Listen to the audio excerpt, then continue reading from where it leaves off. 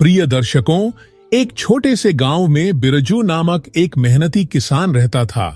उसके 4 बेटे थे जो धीरे धीरे बड़े हो रहे थे और अपने अलग अलग व्यक्तित्वों के साथ विकसित हो रहे थे।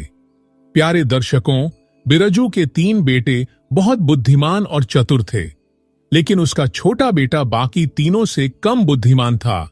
हालांकि उसमें एक विशेष गुण था। वह जितना मंदबुद्धि था उतना ही शारीरिक रूप से मजबूत, शक्तिशाली और स्वस्थ था। वह एक पहलवान की तरह विशाल और ताकतवर दिखता था। समय बीतने के साथ बिरजू के मन में एक चिंता घर करने लगी। उसने सोचा कि मेरे 3 बड़े बेटे तो बुद्धिमान हैं, वे किसी न किसी तरह अपनी आजीविका कमा लेंगे, लेकिन मुझे अपने छोटे बेटे के भविष्य की चिंता है जो कम बुद्धिमान है। वह अपने जीवन की जिम्मेदारी कैसे उठाएगा? कई दिनों तक गहराई से सोचने के बाद बिरजू इस निष्कर्ष पर पहुंचा कि चूंकि उसका छोटा बेटा शारीरिक रूप से बहुत मजबूत है, तो क्यों न उसे कुश्ती सिखाई जाए। उसका शरीर भी पहलवानों जैसा मजबूत और मांसपेशियों से भरा हुआ है। यह सोचकर किसान बिरजू ने अपने छोटे बेटे को कुश्ती सिखाने का फैसला किया और उसकी विशेष देखभाल करने लगा। अब किसान बिरजू अपने छोटे बेटे का ध्यान रखने लगा। छोटे बेटे को हर दिन कठिन कुश्ती का प्रशिक्षण दिया जाता था। उसे सर्वश्रेष्ठ और पौष्टिक भोजन दिया जाता था, जिससे उसकी ताकत और भी बढ़ गई। अब वह नियमित रूप से सुबह और शाम जोरदार व्यायाम करता, दौड़ता और नई कुश्ती के दांव सीखता था। समय के साथ उसकी ताकत और फुर्ती में जबरदस्त वृद्धि हुई और वह एक कुशल पहलवान के रूप में उभरने लगा। इस तरह समय बीतता गया और किसान बिरजू ने अपने 3 बड़े बेटों की शादी कर दी। जब बिरजू के 3 बेटों की शादी हुई तो नई बहुएं घर आईं। तीनों बहुएं अपने देवर यानी किसान के छोटे बेटे से जलने लगीं। उन्हें लगने लगा कि यह छोटा देवर कोई काम नहीं करता, वह सारा दिन सिर्फ कुश्ती का अभ्यास करता है और सबसे अच्छा खाना खाता है, जबकि उनके पति दिन रात खेतों में कड़ी मेहनत करते हैं और घर के कामों में व्यस्त रहते हैं। इस विचार ने उनके मन में क्रोध और ईर्ष्या पैदा करना शुरू कर दिया। धीरे धीरे यह ईर्ष्या इतनी बढ़ गई कि उन्होंने घर मरते झगड़ा शुरू कर दिया और बंटवारे पर जोर दिया। जब बहुओं ने घर बांटने पर जोर दिया तो किसान बिरजू को लगा कि अब सही समय आ गया है। अब समय आ गया है कि उसे अपने छोटे बेटे की भी शादी कर देनी चाहिए, ताकि उसके जीवन में स्थिरता आ सके। इस विचार के साथ उसने एक बहुत ही सुंदर और पढ़ी लिखी लड़की की तलाश शुरू कर दी। कुछ समय बाद उसे एक ऐसी लड़की मिली जो सुंदरता में अद्वितीय थी और बहुत बुद्धिमान भी थी। ऐसा कहा जाता था कि वह कई विषयों में पारंगत थी। बिरजू ने अपने छोटे बेटे की शादी इस प्रतिभाशाली लड़की से धूमधाम से करवा दी। प्रिय दर्शकों, उस पहलवान की पत्नी इतनी अनोखी थी कि पूरे क्षेत्र में उसकी सुंदरता की कोई तुलना नहीं थी। उसकी बुद्धिमत्ता भी उसकी सुंदरता जितनी ही अनोखी थी। शादी के बाद किसान बिरजू ने 4 बेटों को अलग कर दिया ताकि घर में और झगड़ा न हो। अब 4 भाई स्वतंत्र रूप से अपना जीवन जीने लगे। 3 बड़े भाई होशियार और बुद्धिमान थे, इसलिए वे अच्छा जीवन जीने लगे। वे अपने अपने कार्यों में कुशल थे, खेती में कुशल थे और कड़ी मेहनत करके अच्छी कमाई करने लगे। उनके जीवन में किसी भी प्रकार की कोई कमी नहीं थी। लेकिन किसान के छोटे बेटे की स्थिति, जो एक पहलवान था, कुछ अलग थी। उसे केवल एक शौक था, अच्छा खाना खाना और कुश्ती करना। उसे काम में कोई दिलचस्पी नहीं थी। धीरे धीरे उसकी आर्थिक स्थिति कमजोर होती गई, क्योंकि उसके पास आय का कोई स्रोत नहीं था और इसीलिए थोड़े ही समय में उसकी आर्थिक स्थिति इतनी बिगड़ गई कि उसके घर में पैसे की कमी हो गई। इस पर उसकी पत्नी, जो बहुत दिमागी और व्यावहारिक थी, उससे बार बार झगड़ा करने लगी। वह गुस्से में कहती थी कि तुम सारा दिन घर पर पड़े रहते हो, कोई काम नहीं करते और फिर भी अच्छा खाना चाहते हो। हम इस तरह कैसे जी पाएंगे? जब इस मामले पर झगड़ा दिन ब दिन बढ़ने लगा तो एक दिन उसकी बुद्धिमान पत्नी ने उससे कहा, तुम ऐसा करो, इस देश के राजा के पास जाओ और उनसे मुझे नौकरी देने के लिए कहो। यह सुनकर पहलवान अवाक रह गया और बोला, तुम क्या कह रही हो? मुझे कोई काम करना नहीं आता। मैं सिर्फ कुश्ती कर सकता हूँ और खाना खा सकता हूँ। मुझे राजा के पास क्या नौकरी मिलेगी? और अगर किसी तरह ये नौकरी मिल भी गई तो मैं वहां क्या करूंगा। इस पर उसकी पत्नी मुस्कुराई और कहा, तुम बिल्कुल चिंता मत करो कि तुम्हें कुछ नहीं आता। तुम बस मेरी बात सुनो और वैसा ही करो जैसा मैं कहती हूं। तुम राजा के पास जाओ और उनसे कहो कि मुझे नौकरी चाहिए। जब राजा तुम्हें नौकरी देने के लिए राजी हो जाए तो तुम उससे कहना कि मैं लाखों कमाना चाहता हूं, ताकि उसे लखटकिया के पद पर नौकरी की जरूरत है। यह सुनकर पहलवान आश्चर्य से अपनी पत्नी की ओर देखने लगा और हैरान होकर पूछा, यह लखटकिया क्या होता है? तब उसकी दिमागी और बहुत बुद्धिमान पत्नी उसे समझाने लगी, उसका नेम वो मक्कदिया से है। सुनो, राजा के दरबार में एक बहुत ही खास पद होता है जिसे लखटकिया कहा जाता है। यह वह व्यक्ति होता है जिसे हर दिन 1,00,000 टका वेतन दिया जाता है। उसका काम यह होता है कि जब भी कोई ऐसा मुश्किल काम आए जिसे न तो राजा खुद पूरा कर सके और न ही उसकी शक्तिशाली सेना पूरा कर सके, न ही राजा के किसी मंत्री की शक्ति में हो, तो उस चुनौतीपूर्ण कार्य को केवल लखटकिया को ही करना होता है। पहलवान यह सुनकर भ्रमित हो गया और घबराई हुई आवाज में बोला, लेकिन मैं किसी भी काम में कुशल नहीं हूं। मैं केवल कुश्ती करना जानता हूं और पेट भरकर खाना जानता हूं। मैं ऐसे कठिन कार्य कैसे कर पाऊंगा? इस पर उसकी पत्नी ने आत्मविश्वास के साथ मुस्कुराते हुए कहा, तुम इन बातों की चिंता मत करो, क्योंकि तुम्हें कुछ भी नहीं करना होगा। मैं यहां हूं, मैं सब कुछ संभाल लूंगी। तुम बस वहां जाओ और पूरे आत्मविश्वास के साथ महाराज से कहो कि मुझे लखटकिया की नौकरी चाहिए। प्रिय दर्शकों, अपनी पत्नी की बातों से पूरी तरह संतुष्ट हुए बिना पहलवान बहुत कुछ कहने लगा। एक उदास चेहरे और भारी मन से वह राजा के दरबार की ओर चल पड़ा। जब वह दरबार पहुंचा तो राजा उसके विशालकाय शरीर और पहलवानों जैसे मजबूत शरीर को देखकर एक पल के लिए चौंक गया। उसने तुरंत अनुमान लगा लिया कि यह व्यक्ति नौकरी की तलाश में आया होगा। राजा ने पहलवान से उत्सुकता से पूछा, तुम कौन हो और हमारे दरबार में क्यों आए हो? पहलवान ने विनम्र स्वर में उत्तर दिया, महाराज, मैं यहां नौकरी की तलाश में आया हूं। मुझे यहां काम चाहिए। राजा ने उसकी बात सुनकर कहा, तो तुम नौकरी करना चाहते हो? बताओ तुम क्या करोगे? क्या तुम्हारे पास कोई विशेष योग्यता है? अब पहलवान ने वही दोहराया जो उसकी पत्नी ने उसे सिखाया था। उसने गर्व से कहा, महाराज, मैं वही काम करूंगा जो आप करने में असमर्थ होंगे, जिसे आपकी विशाल सेना भी पूरा नहीं कर पाएगी, जिसे आपके किसी भी मंत्री द्वारा पूरा करना संभव नहीं होगा। मैं हमेशा ऐसे असाधारण और कठिन कार्यों को करने के लिए तैयार रहूंगा, लेकिन इसके बदले में मैं प्रतिदिन 1,00,000 टका का वेतन चाहता हूं। राजा उसे सुनकर चौंक गया और बोला, तो तुम 1,00,000 टका की नौकरी करना चाहते हो? पहलवान ने पूरे दृढ़ संकल्प के साथ कहा, हां महाराज, बिल्कुल।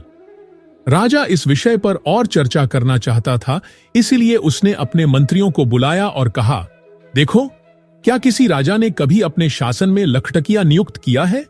क्या यह परंपरा हमारे पूर्वजों के समय में भी प्रचलित थी? राजा के आदेश पर उसके मंत्री ने तुरंत पुराने शाही दस्तावेजों की जांच शुरू कर दी। कुछ समय बाद एक मंत्री आया और कहा, महाराज, मैंने प्राचीन अभिलेखों में देखा है कि आपके श्रद्धेय पिता ने भी अपने शासनकाल में एक लखटकिया को नियुक्त किया था। मंत्री से यह सुनकर राजा को विश्वास हो गया और उसने कहा, अगर मेरे पिता ने भी एक लखटकिया को नियुक्त किया था तो हम भी ऐसा कर सकते हैं। यह सोचकर राजा ने फैसला किया कि पहलवान को लखटकिया के रूप में अपने दरबार में जगह दी जानी चाहिए। जब राजा ने पहलवान की लखटकिया के पद पर नियुक्ति की घोषणा की तो पहलवान खुशी से भर गया और उसने तुरंत कहा, महाराज, अब मुझे रहने के लिए एक आरामदायक और शानदार जगह दी जानी चाहिए, ताकि जब भी कोई ऐसा काम आए जो आपसे, आपकी सेना या आपके मंत्रियों से नहीं हो सकता है, तो मैं आपके आदेश पर तैयार रह सकूं। राजा ने पहलवान की इस मांग को पूरा किया और उसे अपने शाही उद्यान में एक बहुत ही सुंदर और भव्य महल में रहने की अनुमति दे दी। यह महल शानदार था, शाही सुविधाओं से सुसज्जित था और एक बहुत ही आकर्षक डिजाइन का था। राजा ने कहा, हे लखटकिया, तुम इस महल में आराम से रह सकते हो। जब भी हमें तुम्हारी जरूरत होगी, आल हम तुम्हें सूचित करेंगे। अब पहलवान वास्तव में राजा का लखटकिया बन गया। उसे प्रतिदिन 1 लखा 8 टका का वेतन मिलने लगा और रहने के लिए शाही महल भी मिल गया। अब वह बहुत ही शानदार जीवन जीने लगा। उसका सारा दिन बहुत खुशी से बीतने लगा। सुबह उठने के बाद वह बगीचे में टहलने जाता था, फिर नियमित रूप से कुश्ती का अभ्यास करता था और उसके बाद आराम करता था। इस प्रकार उसका जीवन बड़ी आराम और विलासिता में बीतने लगा। इस तरह खुशी से समय बीत गया। कुछ महीनों के बाद एक दिन राजा ने अपने मंत्रियों के साथ चर्चा करते हुए पहलवान से कहा, आज तुम हमें अपने घर ले चलो।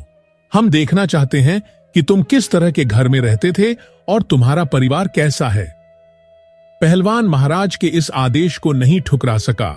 उसने तुरंत आदेश स्वीकार कर लिया और राजा और उसके मंत्रियों को अपने गांव ले जाने के लिए तैयार हो गया। जब वे गांव पहुंचे तो पहलवान की पत्नी ने देखा कि राजा खुद और उसके मंत्री उसके घर आए हैं। वह बहुत ही प्रतिभाशाली और कुशल गृहिणी थी। उसने अपने घर आए मेहमानों के स्वागत के लिए उससे आवाज के बहुत ही स्वादिष्ट और आकर्षक भोजन तैयार किया। जब भोजन तैयार हो गया तो उसने प्यार से कहा। राजा ने पहलवान की पत्नी को अपने हाथों से परोसा। इस बीच राजा की नजर पहलवान की पत्नी पर पड़ी। वह पहले से ही बहुत सुंदर थी, लेकिन जब उसने बड़े सम्मान और स्नेह से भोजन परोसा तो उसकी मोहक छवि राजा के मन में बस गई। वह महिला इतनी अनोखी रूप से सुंदर थी कि उसके सामने राजा की रानी भी फीकी लगती थी। राजा यह सब देखकर हैरान रह गया। उसने अपना भोजन समाप्त किया और अपने मंत्रियों के साथ महल लौट गया, लेकिन राजा का मन अब बेचैन था। वह बार बार पहलवान की पत्नी की अनोखी सुंदरता के बारे में सोचने लगा।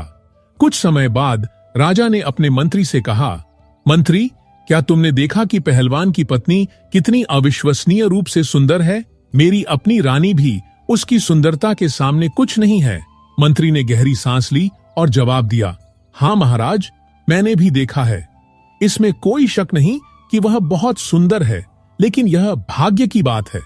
कुछ लोगों के भाग्य में सोना होता है और कुछ के पास मिट्टी भी नहीं होती। राजा ने मंत्री की बातों को नजरअंदाज कर दिया और कहा, बताओ, क्या कोई ऐसा तरीका है जिससे मैं इस पहलवान की पत्नी को पा सकूं? मुझे ऐसा रास्ता चाहिए जिससे मैं उसे अपनी रानी बना सकूं। आप मुझे इस संबंध में बता सकते हैं। मुझे उचित मार्गदर्शन दीजिए। प्यारे दर्शकों, ऐसा कहा जाता है कि राजा, योगी और आग का स्वभाव हमेशा विपरीत होता है। उनसे सावधान रहना बुद्धिमानी है। राजाओं के नियम आम लोगों की समझ से परे होते हैं और वे अक्सर अप्रत्याशित होते हैं। राजा और उसके मंत्री अब इस बारे में गहराई से विचार कर रहे थे कि पहलवान की सुंदर पत्नी को चतुराई से महल में कैसे लाया जाए। उन्होंने उस लक्ष्य को प्राप्त करने के लिए सीखी। उसी क्षण से गुप्त रूप से योजनाएं बनानी शुरू कर दी और ऐसी साजिश रचनी शुरू कर दी जिससे किसी को भी किसी पर शक किए बिना उनका इरादा पूरा हो सके। समय धीरे धीरे आगे बढ़ता गया और इस तरह कुछ महीने बीत गए। इस दौरान एक बड़ी घटना घटी। राजा की मां यानी राजमाता गंभीर रूप से बीमार पड़ गईं। उनकी तबीयत अचानक बिगड़ने लगी, जिससे पूरे महल में चिंता का माहौल फैल गया। महाराज ने अपनी मां के इलाज के लिए देश विदेश के सर्वश्रेष्ठ डॉक्टरों को बुलाया। कई अनुभवी डॉक्टर और चिकित्सक महल में आए और राजमाता का इलाज करने की कोशिश की, लेकिन कोई भी उनकी बीमारी को ठीक नहीं कर सका। राजमां को पेट में बहुत तेज दर्द होने लगा और उनके शरीर के अन्य दर्द भी बढ़ते गए। कोई भी डॉक्टर, हकीम या दवा उनकी रहस्यमय बीमारी को ठीक नहीं कर सकी। महल में निराशा का माहौल गहराने लगा और राजा अपनी मां की बिगड़ती हालत को लेकर बहुत चिंतित होने लगा। इस बीच एक दिन एक नया डॉक्टर आया। यह डॉक्टर दूर दराज के इलाके से आया था और अपनी चिकित्सा पद्धति के लिए प्रसिद्ध माना जाता था। मंत्री, जो पहले से ही राजा के मन में जहर घोलने और अपनी योजना को सफल बनाने की कोशिश कर रहा था, ने अपने मन में सोचा कि यह एक नई साजिश रचने का सही समय है। मंत्री डॉक्टर के पास गया और उसे ध्यान से देखते हुए कहा, वैद्य जी, हमारे महाराज की माता राजमाता बहुत बीमार हैं। क्या आप उनका इलाज कर सकते हैं? क्या आपके पास कोई विशेष दवा है जो उन्हें ठीक कर सके? डॉक्टर ने आत्मविश्वास से जवाब दिया, हाँ, बिना किसी संदेह के मैं पूरी श्रद्धा के साथ उनका इलाज कर सकता हूं। मुझे उनके लक्षणों का अध्ययन करने का अवसर दीजिए, फिर मैं आपको सही इलाज बताऊंगा। मंत्री थोड़ा और आगे बढ़ा और एक गुप्रा शाह आवाज में कहा, लेकिन सुनो, तो तुम्हें यह इलाज मेरी योजना के अनुसार करना होगा। तुम्हें वही उपाय बताने होंगे जो मैं कहूंगा। डॉक्टर यह सुनकर थोड़ा हैरान हुआ और बोला, मंत्री जी, मैं समझ नहीं पा रहा हूं कि आप क्या कहना चाहते हैं। मंत्री ने उसकी आंखों में देखते हुए एक गहरी चालाक मुस्कान के साथ कहा, देखो वैद्य जी, मैं तुम्हें 50 सोने के सिक्के दूंगा, लेकिन तुम्हें राजा को ऐसे इलाज के बारे में बताना होगा जिसके लिए बहुत दुर्लभ वस्तु की आवश्यकता हो, ऐसी वस्तु जिसे पाना लगभग असंभव हो, ताकि राजा उस वस्तु की तलाश में व्यस्त हो जाए। जैसे ही मंत्री ने वैद्य की हथेली पर सोने के सिक्के रखे, लालच ने वैद्य की नैतिकता को निगल लिया। वह तुरंत मंत्री की योजना में सहयोग करने के लिए सहमत हो गया और कहा, ठीक है मंत्री, मैं वैसा ही करूंगा जैसा आपने कहा। अब मंत्री उस वैद्य को शाही दरबार में ले गया और गर्व से राजा से कहा, महाराज, यह वैद्य एक महान विद्वान है। मैंने इसे विशेष रूप से काशीपुरी से बुलाया है। यह चिकित्सा क्षेत्र में कुशल है और कई लाइलाज बीमारियों का इलाज करने का अनुभव रखता है। अब यह वैद्य आपकी सम्मानित राजमाता का इलाज करेगा। राजा यह सुनकर बहुत खुश हुआ और बोला, यह बहुत खुशी की बात है। अगर यह वैद्य मेरी मां का इलाज कर सकता है तो मैं उसे उपयुक्त इनाम दूंगा। इसके बाद राजा मंत्री, सेनापति और शाही पुजारी को अपने साथ राजमाता के कमरे में ले गया। वहां पहले से ही कई वैद्य उनका इलाज कर रहे थे, लेकिन कोई भी उन्हें ठीक नहीं कर पा रहा था। डॉक्टर ने राजमाता की नाड़ी को महसूस किया और उनकी स्थिति का बड़ी गंभीरता से अध्ययन किया। कुछ क्षणों तक सोचने के बाद उसने धीरे धीरे राजा की ओर देखा और भारी आवाज में कहा, महाराज, मुझे खेद है, लेकिन राजमाता की स्थिति बहुत गंभीर है। उनका इलाज बहुत मुश्किल हो गया है। राजा यह सुनकर घबरा गया और चिंतित होकर पूछा, ऐसा क्यों है वैद्य जी? क्या कोई समाधान नहीं बचा है? डॉक्टर ने राजा के प्रश्न को गंभीरता से सुना और उत्तर दिया, महाराज, एक समाधान है, लेकिन यह आसान नहीं है। केवल एक चीज आपकी मां को ठीक कर सकती है। राजा अधीर हो गया और कहा, मुझे बताओ वैद्य जी, वह चीज क्या है? हम उसे किसी भी कीमत पर प्राप्त करेंगे। डॉक्टर ने गहरी सांस ली और नाटकीय तरीके से उत्तर दिया, महाराज, वह चीज बहुत दुर्लभ है। इसे पाना आसान नहीं है। उस चीज को 4 हूर बेला के नाम से जाना जाता है। यदि 4 हूर बेला लाए जाएं और उनसे तेल निकालकर राजमाता के शरीर पर मालिश की जाए तो वह जल्द ही ठीक हो जाएंगी। जब राजा ने यह सुना तो उसके मन में कई विचार आने लगे। उसने खुद से पूछा, यह हूर बेला कहां मिल सकती है? क्या इसे पाना संभव है? डॉक्टर ने जवाब दिया, महाराज, यह हूर बेला हिमालय के घने जंगलों में पाई जाती है। इसे पकड़ना बहुत मुश्किल है। राजा दरबार में लौट आया और तुरंत अपने सभी दरबारियों, मंत्रियों और सेनापतियों को बुलाया और पूछा कि क्या हमारे राज्य में कोई ऐसा बहादुर योद्धा है जो हिमालय जा सके और हूर बेला नामक इस जानवर को ला सके? राजा का प्रश्न सुनकर कुछ अनुभवी दरबारी चौंक गए और बोले, महाराज, हमने इस नाम के किसी प्राणी के बारे में आज तक नहीं सुना है। यह हूर बेला क्या है? राजा ने गंभीर लहजे में कहा, यह एक विशेष प्रजाति का दुर्लभ जानवर है जो केवल हिमालय के जंगलों में पाया जाता है। लेकिन राजा को सुनने के बाद दरबार में सन्नाटा छा गया, क्योंकि वहां मौजूद किसी भी व्यक्ति ने अपने जीवन में ऐसा प्राणी नहीं देखा था। अब राजा मंत्री की ओर देखने लगा और बोला, मंत्री, अगर कोई स्वयंसेवक इस काम के लिए तैयार नहीं है तो हमें राजमाता का जीवन बचाने के लिए किसी को भेजना होगा। हमें हूर बेला लाना होगा। मंत्री राजा के कान में धीरे से फुसफुसाया, यह सुनहरा अवसर है। पहलवान जो पिछले 6 महीनों से बिना कुछ किए शाही महल में रहकर भारी वेतन कमा रहा है, अब वह काम आ सकता है। क्यों न हम यह काम उसे सौंप दें? राजा उत्सुकता से बोला। लेकिन अगर उसने इनकार कर दिया तो? मंत्री ने दुष्ट मुस्कान के साथ जवाब दिया, महाराज, उसे कोई विकल्प नहीं दिया जाएगा। उसे 2 महीने के भीतर हूर बेला लाने का आदेश दिया जाएगा, अन्यथा उसे फांसी दी जाएगी। फिर मंत्री ने राजा के दिमाग में और जहर घोल दिया और कहा कि अगर वह सफल होता है तो राजमाता ठीक हो जाएंगी, लेकिन अगर वह हिमालय में मर जाता है तो यह और भी बेहतर होगा, क्योंकि तब उसकी सुंदर पत्नी आपके लिए पूरी तरह से स्वतंत्र हो जाएगी, जिसे आप महल में ला सकते हैं। प्रिय दर्शकों, राजा की बुरी नजर पहले से ही पहलवान की सुंदर पत्नी के ई पर थी और वह उसे किसी न किसी बहाने से अपने महल में लाना चाहता था। जब मंत्री ने उसे यह सुनहरा उपाय सुझाया तो राजा प्रसन्न हो गया और बोला, वाह मंत्री, तुमने बहुत ही अद्भुत सुझाव दिया है। अगर पहलवान इस काम में असफल हो जाता है और हूर बेला को लाने में असमर्थ रहता है तो हम उसे फांसी दे देंगे। आखिरकार वह बिना कुछ किए 6 महीने से महल में भारी वेतन ले रहा है। बिना किसी देरी के राजा ने 4 सैनिकों को तुरंत पहलवान को दरबार में बुलाने और पेश करने का आदेश दिया। सैनिक तुरंत पहलवान के निवास पर पहुंचे और उसे शाही दरबार में आने का निर्देश दिया। कुछ समय बाद पहलवान राजा के विशाल और भव्य दरबार में उपस्थित हुआ। राजा ने गंभीर लहजे में कहा, हे पहलवान, तुम्हें यहां महल में रहते हुए बहुत समय हो गया है, लेकिन अभी तक तुमने हमारे लिए कोई विशेष काम नहीं किया है। तुम महीनों से वेतन ले रहे हो और निष्क्रिय जीवन जी रहे हो। अब समय आ गया है कि तुम्हें अपनी मर्दानगी और वफादारी साबित करनी चाहिए। पहलवान ने हाथ जोड़कर सम्मानपूर्वक कहा, महाराज, आप जो भी आदेश देंगे मैं उसे पूरी वफादारी से पूरा करूंगा। कृपया मुझे बताएं कि आप मुझसे क्या काम करवाना चाहते हैं।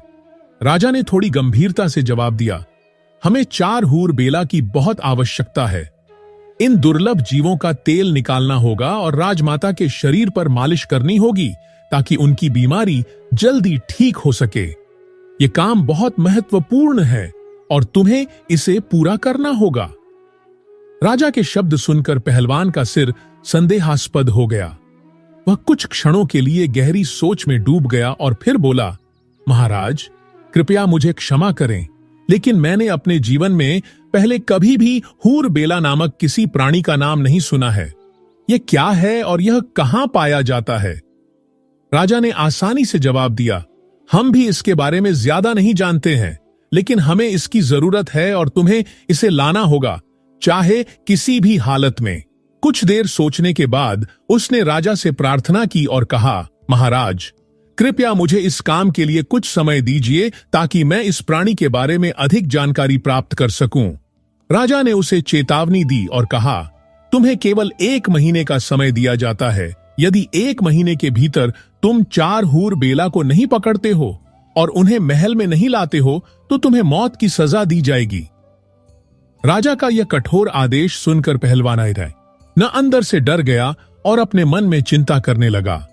उसने महल छोड़ा और अपने बगीचे में चला गया और विचारों में खो गया।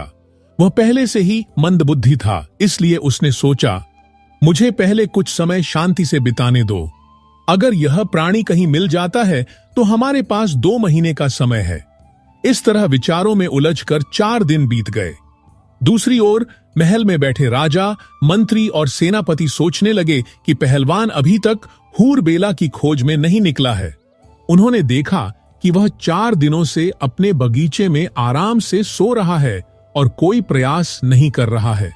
मंत्री ने राजा से कहा, महाराज, ऐसा लगता है कि वह मूर्ख अभी तक यात्रा के लिए नहीं निकला है। हमें मजबूर होकर उसके पास जाना होगा और उसे तुरंत काम पर भेजना होगा। अगर वह और देर करता है तो हमें उसे दंडित करना होगा।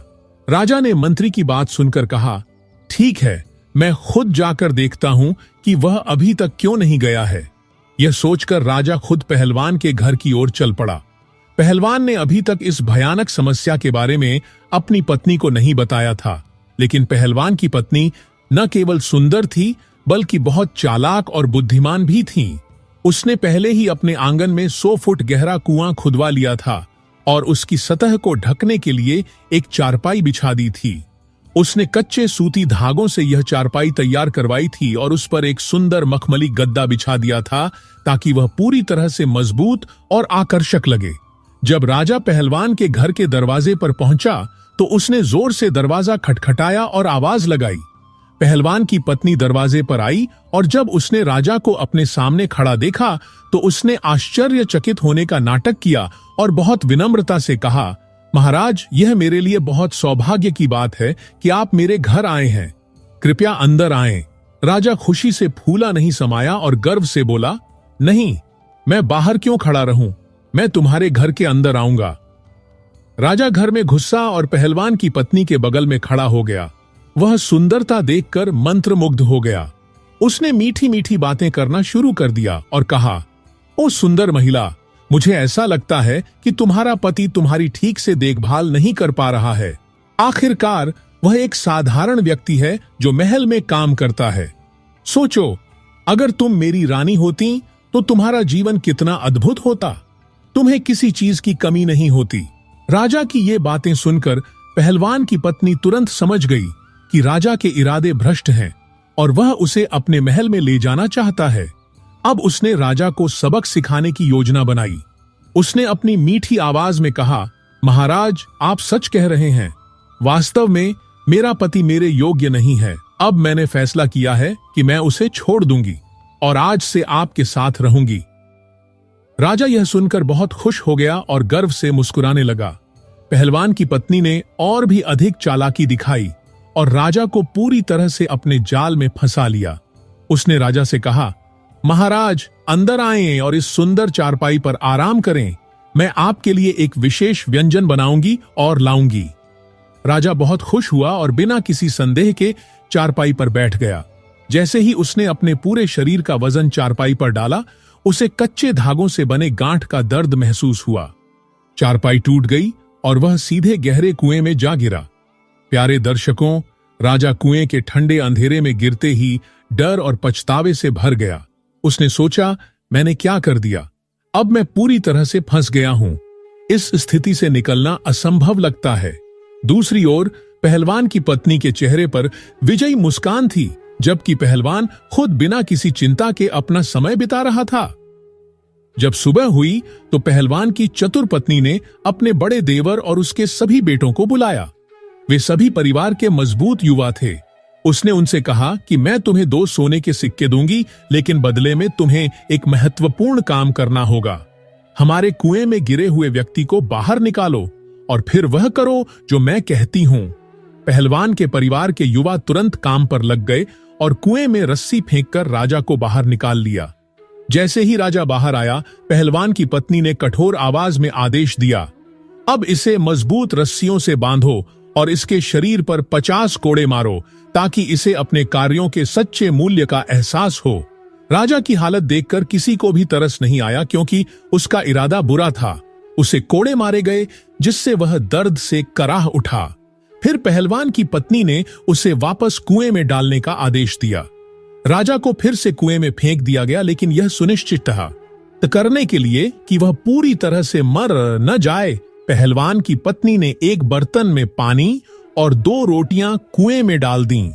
यह भोजन रस्सी की मदद से नीचे लाया गया, ताकि राजा भूख और प्यास से न मरे, लेकिन उसे हर दिन अपने कर्मों की सजा मिलती रहे। अब यह दैनिक दिनचर्या बन गई। राजा को हर सुबह कुएं से निकाला जाता था, फिर उसे एक खंभे से बांधकर कोड़े मारे जाते थे और अंत में उसे उसी कुएं में वापस फेंक दिया जाता था। कुछ ही दिनों में राजा को पछतावा होने लगा और वह सोचने लगा कि अब मैं बहुत बुरी तरह फंस गया हूं। यहां से भागना असंभव लगता है। महल में कई दिन बीत गए, लेकिन राजा अपने दरबार में वापस नहीं आया था।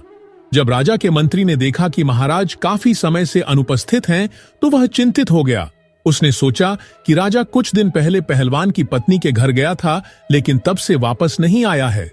वह वहां क्या कर रहा है? क्या कुछ अनहोनी हो गई है? यह सोचकर मंत्री खुद पहलवान के घर जाने का फैसला करता है। वह चुपचाप अंधेरे में रात में पहलवान के घर की ओर चलता है। जैसे ही वह घर के दरवाजे पर पहुंचा, उसने धीरे से आवाज लगाई।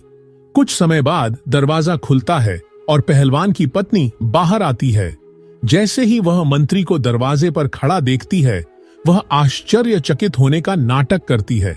मंत्री ने गंभीर लहजे में कहा, मैं राजा का मंत्री हूं, और उनसे मिलने आया हूं। महाराज, वह कई दिनों से यहां आए हैं लेकिन अभी तक वापस नहीं लौटे हैं। मैं जानना चाहता हूं कि वह कहां हैं। लेकिन मंत्री की आंखों में एक अलग चमक थी। उसके इरादे भी राजा की तरह बुरे हो गए थे। उसने पहलवान की पत्नी को देखा और मीठे शब्दों में कहा, देखो, पहलवान तो अब तक मर चुका होगा।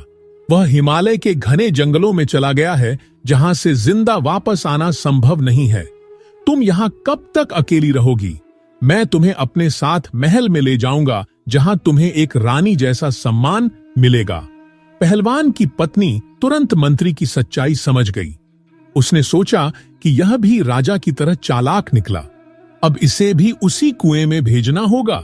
वह अंदर से मुस्कुराई और बहुत मीठी आवाज में बोली, मंत्री जी, आप बिल्कुल सही कह रहे हैं। मैं यहां अकेली क्यों हूं? मैं ऐसा करूंगी। अंदर आइए, हम इस मामले पर आराम से बात करते हैं। मंत्री खुशी खुशी पहलवान की पत्नी के साथ घर के अंदर चला गया। वहां उसने वही कच्चे धागों से बनी चारपाई देखी जिस पर पहले राजा गिरा था। पहलवान की पत्नी मुस्कुराते हुए बोली, मंत्री जी, आप इस आरामदायक चारपाई पर बैठिए, तब तक मैं आपके लिए एक स्वादिष्ट व्यंजन तैयार करती हूं। मंत्री खुशी से उस चारपाई पर बैठ गया, लेकिन जैसे ही उसने अपने पूरे वजन से चारपाई पर आराम किया, चारपाई के कच्चे धागे टूट गए और वह धड़ाम से कुएं में जा गिरा। कुएं में पहले से गिरे राजा यह देखकर चौंक गए। जब उन्होंने मंत्री को अपने ऊपर गिरते देखा तो वे हैरान होकर बोले, अरे मंत्री, तुम यहां कैसे पहुंचे? मंत्री ने दर्द से कराहते हुए जवाब दिया, महाराज, आप यहां कैसे आए? राजा ने गहरी सांस लेते हुए जवाब दिया, अब कुछ मत पूछो, मैं पहलवान की पत्नी की देखभाल कर रहा हूं। अब तुम भी आ गए हो तो चलो मिलकर मस्ती करते हैं। जब सुबह हुई तो पहलवान की पत्नी ने फिर से अपने बड़े भाई और भाई के बेटों को बुलाया। वे अब इस काम में माहिर हो चुके थे। उन्होंने कुएं में रस्सी फेंकी और कहा, नंबर 1। राजा ने ऊपर की ओर देखते हुए तुरंत कहा, मेरी बारी आ गई है, मैं पहले ऊपर जाऊंगा। इस प्रकार राजा को रस्सी पकड़कर ऊपर खींचा गया। जैसे ही वह बाहर आया, उसे एक मजबूत खंभे से बांध दिया गया। फिर दूसरी रस्सी डाली गई और मंत्री को भी बाहर निकालकर उसी खंभे से बांध दिया गया। इसके बाद राजा और मंत्री दोनों को फिर से कोड़े मारे गए। उनकी पीठ खून से लथपथ हो गई, लेकिन उनकी हालत देखकर किसी को भी तरस नहीं आया। जब उनकी चीखें कम हुईं, तो उन्हें वापस कुएं में फेंक दिया गया। पहलवान की पत्नी ने कहा कि अब उन्हें भूख से मरने नहीं देना चाहिए। उन्हें हर दिन एक बर्तन पानी और 4 रोटियां कुएं में भेजनी चाहिए। इस प्रकार यह एक सख्त नियम बन गया। हर दिन राजा और मंत्री को कुएं से बाहर निकाला जाता था। उन्हें कोड़े मारे जाते थे और फिर उसी कुएं में वापस फेंक दिया जाता था। इस बीच महल में बेचैनी बढ़ने लगी थी। अब राजा और मंत्री दोनों ही गायब थे। यह देखकर राजा का सेनापति चिंतित होने लगा। उसने सोचा कि राजा को खोजने के लिए मंत्री गया था, लेकिन वह भी वापस नहीं आया। आखिरकार वह दोनों कहां गायब हो गए? क्या यह पहलवानों ने किया है? सेनापति ने खुद राजा और मंत्री को खोजने का फैसला किया। जैसे ही शाम हुई, वह अंधेरे में इन पहलवान के घर के लिए रवाना हो गया। जैसे ही वह वहां पहुंचा, उसने दरवाजा खटखटाया। कुछ देर बाद पहलवान की पत्नी दरवाजे पर आई और झांक कर देखा। महिला ने सतर्क स्वर में पूछा, तुम कौन हो और इतनी देर रात यहां क्या कर रहे हो? सेनापति ने गर्वित लहजे में जवाब दिया, हम राजा के सेनापति हैं और आज रात आपके घर में आराम करना चाहते हैं। पहलवान की पत्नी असाधारण रूप से सुंदर थी। जो कोई भी उसकी मोहक छवि को देखता था, वह तुरंत उससे मोहित हो जाता था। सेनापति इस आकर्षण से बच नहीं सका और पूरी तरह से उसकी सुंदरता से मोहित हो गया। लेकिन पहलवान की पत्नी चालाक और चतुर थी। वह समझ गई कि सेनापति का इरादा अच्छा नहीं है और वह भी राजा और मंत्री की तरह उसी साजिश के तहत यहां आया है। फिर भी उसने अपने चेहरे पर मुस्कान लाई और बहुत मीठी आवाज में कहा, क्यों नहीं, आइए, आपका भी मेरे घर में हार्दिक स्वागत है। मैं आपके आराम से रहने के लिए सभी व्यवस्थाएं कर दूंगी। सेनापति को लगा कि उसकी योजना सफल हो गई है और अब यह महिला उसकी है। लेकिन पहलवान की पत्नी बहुत बुद्धिमान और चतुर थी। वह जानती थी कि इस व्यक्ति का भाग्य भी अन्य दो लोगों जैसा ही होना चाहिए। उसने उसे अपने घर के अंदर बुलाया और मुस्कुराते हुए कहा, आप यहाँ इस चारपाई पर बैठिए, यह बहुत आरामदायक है। आप थोड़ा आराम कर सकते हैं, तब तक मैं आपके लिए कुछ अच्छा भोजन तैयार कर दूंगी। सेनापति तुरंत कच्चे पुआल से बनी चारपाई पर बैठने के लिए अशेय अपने पूरे शरीर का वजन डाल दिया। अचानक चारपाई की कमजोर रस्सियां टूट गईं और वह धड़ाम से कुएं में जा गिरा। कुएं में पहले से पड़े राजा और मंत्री ने कराहते हुए सेनापति का स्वागत किया। राजा ने कराहते हुए कहा, सेनापति, तुम यहां कैसे? सेनापति ने कहा कि महाराज, मैं तुम्हें ढूंढ रहा हूं, लेकिन यहां क्या चल रहा है? राजा ने कहा कि चुपचाप बैठकर सुबह का इंतजार करो। अगली सुबह पहलवान की पत्नी ने फिर से अपने बड़े भाई और भाई के बेटों को बुलाया। वे सभी इस काम में पूरी तरह से कुशल हो गए थे। उन्होंने कुएं में रस्सियां फेंकी और जोर से आवाज लगाई, नंबर 1। राजा ने ऊपर देखा और तुरंत कहा, मेरी बारी आ गई है, मैं पहले ऊपर जाऊंगा। राजा रस्सी को कसकर पकड़ा, हकर ऊपर चढ़ गया और जैसे ही वह बाहर आया, उसे तुरंत एक मजबूत खंभे से बांध दिया गया। फिर दूसरी रस्सी फेंकी गई, जिसे पकड़कर मंत्री भी धीरे धीरे ऊपर चढ़ गया। उसे भी उसी तरह खंभे से बांध दिया गया। अब तीसरी रस्सी फेंकी गई और सेनापति को भी बाहर निकालकर खंभे से बांध दिया गया। इसके बाद पहलवान की पत्नी ने कठोर स्वर में आदेश दिया कि अब कैदी नंबर 1 को कोड़े, कैदी नंबर 2 को 200 कोड़े और कैदी नंबर 3 को पूरे 300 कोड़े मारे जाएं। उसका आदेश सुनकर वहां खड़े सभी युवक तुरंत आगे आए और उन्हें कोड़े मारना शुरू कर दिया। कोड़ों की तेज मार से तीनों के शरीर से खून निकलने लगा। उनकी चमड़ी कई जगह से फट गई थी, लेकिन उन्हें कोड़े मारना बंद करने पर किसी को भी दया नहीं आई। जब कोड़े मारना समाप्त हो गया तो पहलवान की पत्नी ने उन्हें वापस कुएं में डालने का आदेश दिया। रस्सियों की मदद से तीनों को फिर से कुएं में उतारा गया और उनके लिए एक बर्तन पानी और 6 रोटियां भी डाली गईं, ताकि वे भूख और प्यास से न मरें, बल्कि उनकी सजा जारी रहे। राजा, मंत्री और सेनापति के लिए कुएं में जीवन एक कभी न खत्म होने वाली यातना बन गया था। हर सुबह उन्हें बाहर निकाला जाता था, खंभे से बांधकर कोड़े मारे जाते थे और फिर कुएं में वापस फेंक दिया जाता था। इस क्रम में कई दिन बीत गए और तीनों बुरी तरह टूट चुके थे। वे पहलवान की पत्नी को अपने साथ ले जाने के सपने लेकर आए थे, लेकिन अब उनके लिए अपनी जान बचाना मुश्किल हो गया था। जब महल में देखा गया कि राजा, मंत्री और सेनापति अचानक गायब हो गए हैं और कई दिनों से वापस नहीं आए हैं, तो पुलिस प्रमुख भी चिंतित होने लगा। उसने सोचा कि यह क्या रहस्य है। मंत्री राजा को खोजने गया था, लेकिन वह भी वापस नहीं आया। फिर सेनापति भी उन्हें खोजने गया और वह भी गायब हो गया। आखिरकार वहां क्या है जहां जो कोई भी जाता है वापस नहीं आता है? क्या वास्तव में कोई साजिश चल रही है? इस गहरी चिंता के साथ पुलिस प्रमुख खुद सच्चाई का पता लगाने के लिए गया। पुलिस अधिकारी ने अपना घोड़ा तैयार किया और बिना समय बर्बाद किए रात के अंधेरे में पहलवान के घर के लिए रवाना हो गया। रास्ते में भी वह लगातार सोच रहा था कि वहां क्या है जहां जो कोई भी जाता है वापस नहीं आता है। क्या वास्तव में कोई साजिश चल रही है? जल्द ही वह पहलवान के घर के दरवाजे पर पहुंच गया।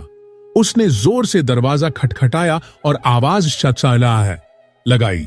अंदर बैठी पहलवान की पत्नी तुरंत सतर्क हो गई और समझ गई कि राजा के दरबार से कोई आया है। उसने धीरे से दरवाजा खोला और देखा कि पुलिस अधिकारी दरवाजे पर खड़ा है। उसने गंभीर लहजे में कहा, तुम कौन हो और तुम यहां क्या करने आए हो? पुलिस अधिकारी ने गर्वित लहजे में जवाब दिया, मैं पुलिस अधिकारी हूं, मैं राजा के दरबार से आया हूं। महाराज, मंत्री और सेनापति तीनों कई दिनों से लापता हैं। मैं यह जानने आया हूं कि वे कहां गए हैं और यहां क्या हो रहा है। लेकिन जैसे ही पुलिस अधिकारी की नजर पहलवान की पत्नी के आकर्षक चेहरे पर पड़ी, वह भी बाकी सब लोगों की तरह उसकी सुंदरता से मोहित हो गया। उसके इरादे डगमगाने लगे और उसने धीमी आवाज में कहा, मैं भी आज रात तुम्हारे घर में बिताना चाहता हूं। पहलवान की पत्नी ने अपने चेहरे पर मुस्कान के साथ कहा, आपका स्वागत है, कोतवाल उसके घर में आओ। वह अंदर गया और अन्य तीनों की तरह उसे भी कच्चे लकड़ी से बनी उसी चारपाई पर बैठने के लिए कहा गया। जैसे ही उसने बैठने के लिए अपने शरीर का वजन डाला, चारपाई टूट गई और वह सीधे कुएं में जा गिरा। कुएं में पहले से पड़े राजा, मंत्री और सेनापति ने चीख पुकार मचानी शुरू कर दी। राजा ने ऊपर देखा और व्यंग्यात्मक लहजे में कहा, अरे कोतवाल जी, तुम भी आ गए। निरीक्षक ने आश्चर्य से पूछा, महाराज, आप यहां क्या कर रहे हैं?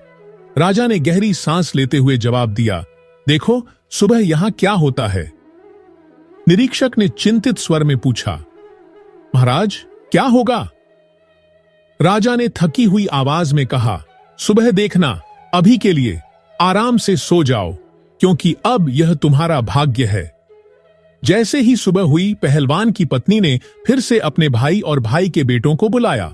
उन्होंने कुएं में 4 रस्सियां फेंकीं।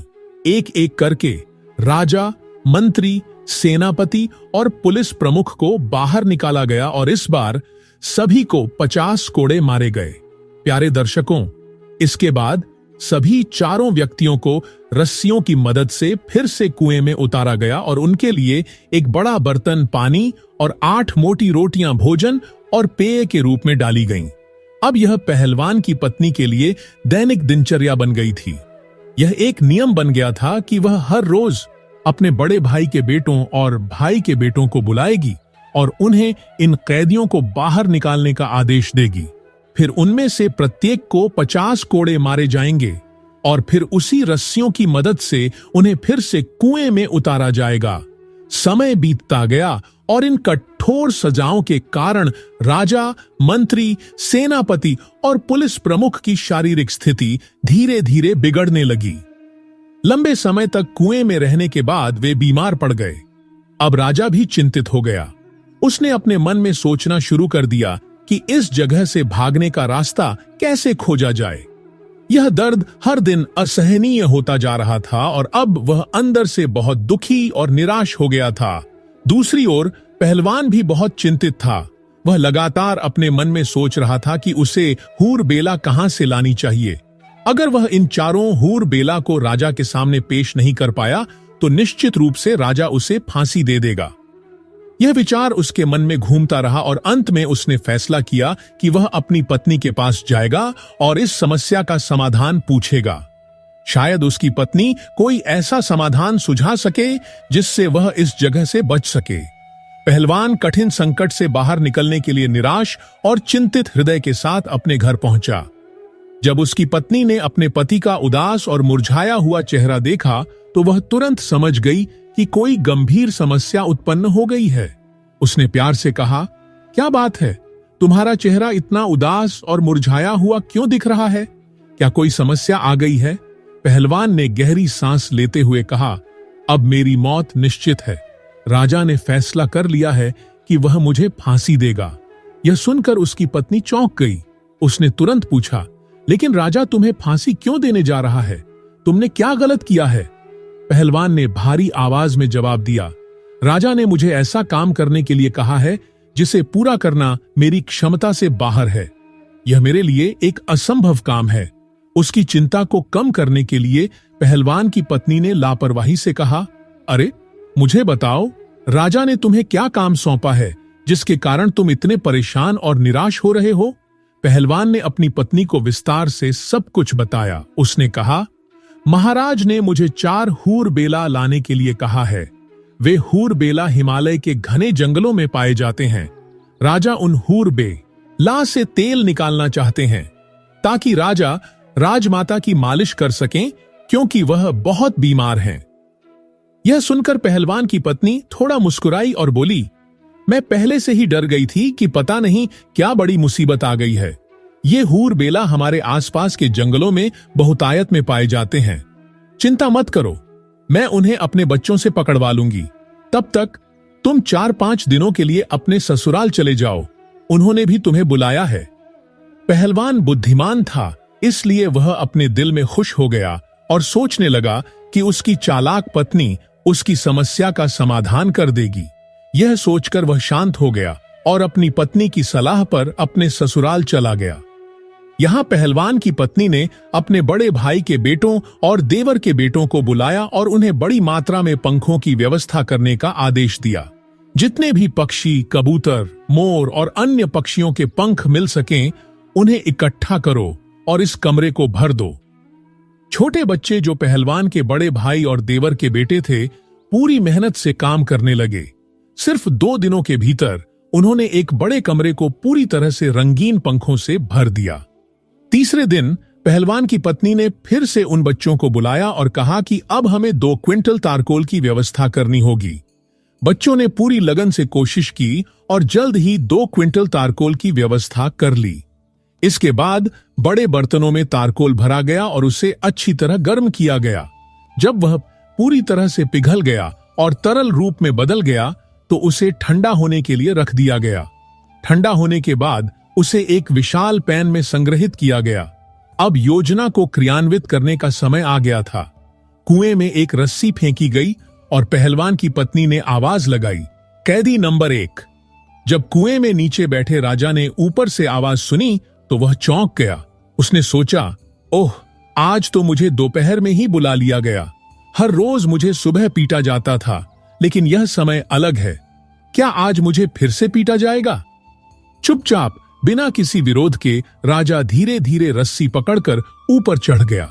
जैसे ही वह वहां पहुंचा, उसने देखा कि पहलवान की पत्नी पहले से ही एक मोटी छड़ी के साथ तैयार की बैठी है। उसने गंभीर लहजे में कहा, यहां एक बड़ा पैन रखा हुआ है जो गर्म तारकोल से भरा हुआ है। इसमें स्नान करो। यदि तुम इनकार करते हो तो तुम्हें इस छड़ी की मार खानी पड़ेगी। राजा पूरी तरह से डर गया था। वह डर के मारे कांपने लगा और बिना किसी विरोध के धीरे धीरे कुएं के ऊपर गया। वह पैन में उतर गया।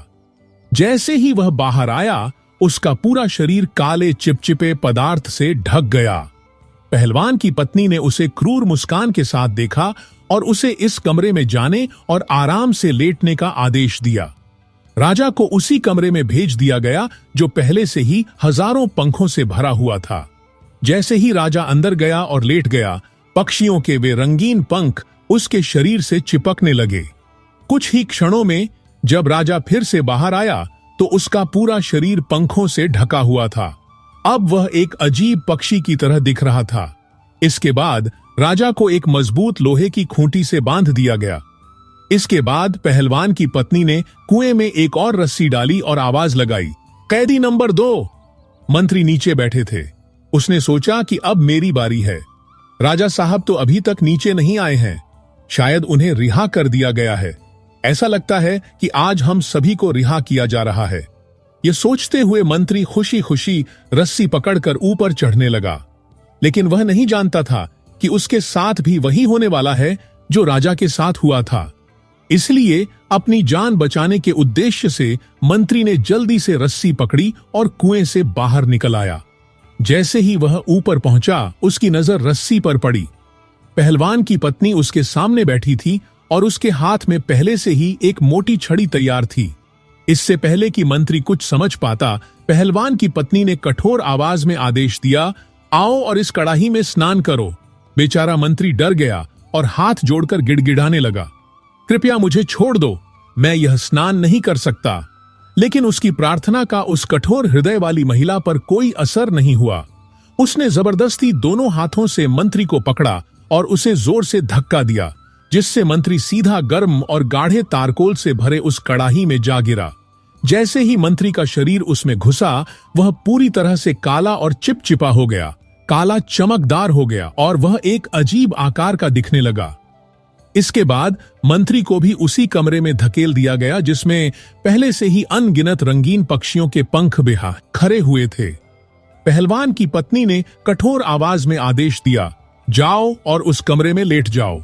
मंत्री बेबस था। जैसे ही उसने अपनी पीठ को जमीन पर टिकाया, हजारों छोटे और बड़े पंख उसके शरीर से चिपकने लगे। जल्द ही उसके चेहरे, कानों, हाथों, पैरों और पूरे शरीर पर पंखों की एक मोटी परत बन गई, जिसके कारण उसकी असली पहचान लगभग गायब हो गई। इसी तरह अन्य 2 कैदियों, सेनापति और पुलिस प्रमुख को भी धीरे धीरे कुएं से बाहर निकाला गया और उन्हें उसी भयावह प्रक्रिया से गुजरना पड़ा। सभी चारों को काले और चिपचिपे पंखों से भरे एक कमरे में लिटाया गया, जिसके कारण उनका पूरा शरीर रंगीन पंखों से ढक गया। अब वे सभी कुछ अजीब प्राणियों की तरह दिख रहे थे, न तो पूरी तरह से इंसान और न ही पूरी तरह से जानवर। अंत में पहलवान की पत्नी ने उन सभी चारों को अलग अलग मजबूत लोहे की खूंटियों से बांध दिया ताकि वे भाग न सकें। जब 4 दिन बीत गए तो पहलवान अपने ससुराल से घर लौट आया। वह सीधे अपनी पत्नी के पास गया और चिंतित स्वर में कहा, अब मुझे बताओ कि वे हूर बिलस कहाँ हैं? अब मैं बहुत डर गया हूं। राजा द्वारा दिया गया 2 महीने का समय अब समाप्त होने वाला है। यदि मैं नियत समय पर इन हूर बिलस को नहीं सौंपता हूं तो वह न केवल मुझे बल्कि पूरे परिवार को फांसी दे देगा। पहलवान की पत्नी ने मुस्कुराते हुए कहा, तुम इतनी छोटी सी बात को लेकर क्यों चिंतित हो? मैं पहले ही तुम्हारी समस्या का समाधान कर चुकी हूं। देखो, तुम्हारे सभी हूर बिलस अंदर बंधे हुए हैं। यह सुनकर पहलवान हैरान रह गया। वह तुरंत उस कमरे की ओर गया जहां उसकी पत्नी ने हूर बिलस को पाया था। जब उसने अंदर झांका तो उसकी आंखें आश्चर्य से चौड़ी हो गईं। वहां 4 अजीब प्राणी बंधे हुए थे जो इंसानों जैसे दिखते थे, लेकिन उनका पूरा शरीर काले रंग से रंगा हुआ था और अलग अलग प्रकार के रंगीन पंख हर जगह चिपके हुए थे। पहली नजर में कोई यह अनुमान नहीं लगा सकता था कि वे वास्तव में इंसान थे। पहलवान बहुत खुश हुआ और संतोष की गहरी सांस लेते हुए कहा, वाह, ये बहुत ही अजीब और अद्भुत प्राणी हैं। महाराज इन्हें देखकर निश्चित रूप से खुश होंगे। पहलवान की पत्नी ने समझाया, अब तुम इन्हें राजा के पास ले जाओ। लेकिन याद रखना कि इस बड़ी छड़ी को अपने साथ ले जाना ताकि रास्ते में तुम इन्हें नियंत्रण में रख सको। अगर उनमें से कोई भागने या हंगामा करने की कोशिश करता है तो उसे इस छड़ी से जोर से पीटना। वे बहुत सरल हैं और बिना किसी विरोध के तुम्हारे साथ चुपचाप चलते रहेंगे। पहलवान ने बहुत खुश मन से सभी चारों को रस्सियों से बांध दिया और छड़ी हाथ में लेकर उनके साथ चलने लगा। उसके चेहरे पर संतोष का भाव था कि अब वह राजा को प्रसन्न कर पाएगा और फांसी से बच जाएगा। इस बीच मंत्री, राजा, सेनापति और पुलिस अधिकारी अपने मन में गहरी चिंता में डूबे हुए थे। उन्होंने सोचना शुरू कर दिया कि अगर पहलवान उन्हें लेकर दरबार में प्रवेश करता है तो रानी तुरंत तेल निकालने का आदेश दे देगी। शाही पुजारी ने पहले ही तेल निकालने की विधि तैयार कर ली थी और राजमाता की गंभीर बीमारी के कारण इस काम में कोई देरी नहीं की जाएगी। इसका सीधा मतलब था कि उनकी मौत निश्चित है। मंत्री ने चिंतित स्वर में कहा, हमें तुरंत इस स्थिति से भागने का रास्ता खोजना होगा। अगर हमने कुछ नहीं किया तो या तो हमारा तेल निकाला जाएगा या पूरे राज्य में हमारा उपहास उड़ाया जाएगा। राजा ने गहरी सांस लेते हुए कहा, सुनो, इस कमरे के अंदर एक गुप्त सुरंग है जो सीधे महल के अंदरूनी कमरों में जाती है। इस पत्थर को हटाओ और मुझे उस सुरंग के अंदर ले जाओ ताकि मैं सीधे महल में जा सकूं और अपनी रानी को सच्चाई बता सकूं। चारों ने अपनी सारी शक्ति लगाकर पत्थर को हटाया और राजा को गुप्त सुरंग से नीचे ले गए। राजा अंधेरी सुरंग से महल के अंदर चला गया। जैसे ही वह महल में पहुंचा, राजा ने जोर से आवाज लगाई। उसकी आवाज सुनकर रानी हैरान होकर उठ गई और दरवाजे पर आई, लेकिन जैसे ही उसने राजा को देखा, वह डर और आश्चर्य से चीख पड़ी। रानी ने पहले कभी ऐसा अजीब प्राणी नहीं देखा था। राजा का शरीर चारों तरफ से पंखों से ढका हुआ था। वह एक अजीब पक्षी जैसा लग रहा था। रानी की चीख सुनकर महल के सभी नौकर, सेवक और कुछ सैनिक वहां पहुंच गए। वे भी राजा की अजीब हालत देखकर डर गए। किसी ने भी उसे पहचानने की कोशिश नहीं की, बल्कि उन्होंने बिना किसी देरी के उसे एक अजीब राक्षसी प्राणी मानकर लाठियों और छड़ों से पीटना शुरू कर दिया। राजा दर्द से चीख रहा था और कह रहा था, मुझे मत मारो, मैं तुम्हारा राजा हूं, मैं वास्तव में एक राजा हूं। लेकिन वहां किसी ने भी उसकी बात नहीं सुनी। वे सभी उसे बेरहमी से पीटते आया। ए रहे! राजा बुरी तरह से चीखने लगा, लेकिन कोई भी उसकी आवाज को नहीं पहचान पाया। लंबे समय तक पीटे जाने के बाद अचानक रानी को उसकी आवाज परिचित लगी। उसने ध्यान से सुना और फिर आश्चर्य से कहा, रुको, क्या यह वास्तव में हमारे महाराज हैं? यदि आप राजा हैं तो यह स्थिति कैसे हो गई? आपने ऐसा अजीब वेश क्यों धारण कर रखा है? प्यारे दर्शकों, तब राजा ने गहरी सांस ली और कहा, पहले शांत हो जाओ। बिना किसी जल्दी के मुझे तुरंत इस कमरे के अंदर ले जाओ और जल्दी से मिट्टी के तेल की व्यवस्था करो। मेरा शरीर इस कोल तार से बुरी तरह चिपक गया है। मुझे जल्दी से इस तेल से स्नान कराओ। रानी ने तुरंत अपने नौकरों को बुलाया और उन्हें जल्दी से मिट्टी का तेल लाने का आदेश दिया। थोड़े ही समय में मिट्टी का तेल लाया गया और राजा को उसमें स्नान कराया गया।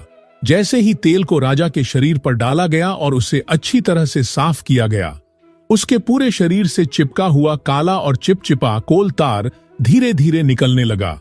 तेल से स्नान करने के बाद राजा को शुद्ध पानी से स्नान कराया गया, जिससे उसका शरीर पहले जैसा दिखने लगा, लेकिन उसकी त्वचा लाल हो गई थी।